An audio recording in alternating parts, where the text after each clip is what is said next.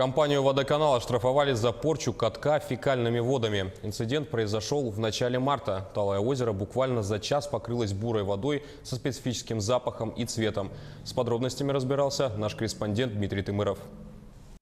Мы хотели покататься на озере, а вот тут такое, то что у нас уже озеро тает. И обидно то, что именно такими водами в нашем центре города такое происходит.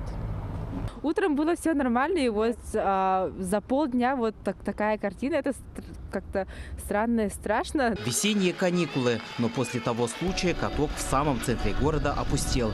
Предприниматель, который содержит эту ледовую площадку, ушел в убыток. Всему виной стойкий специфический запах на озере. В начале марта после первых жалоб от горожан специалисты Комитета охраны природы сняли пробы воды для определения ее происхождения. И вот результаты готовы. По результатам экспертизы, полученной, нами установлено, что загрязнение произошло в результате течи канализационных вод. Данный факт был подтвержден анализами. Данные сети, канализационные сети и колодцы принадлежат акционерному обществу «Водоканал». Водоканалу предъявили штраф на 40 тысяч рублей. Также руководству организации выдано предписание устранить наледи с озера на 1000 квадратных метров.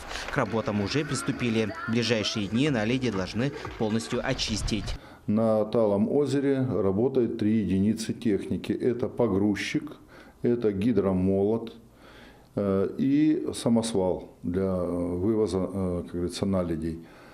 Работает бригада из 4 человек под руководством инженера цеха канализования. Повлияют ли эти работы на ледовый бизнес частного предпринимателя, предсказать сложно. Столбик термометра все выше, и уже совсем скоро открытые катки закроются. Что касается выполнения предписаний, их Комитет охраны природы проверит уже на следующей неделе. Дмитрий Тымыров, Павел Пахомов, Якутск.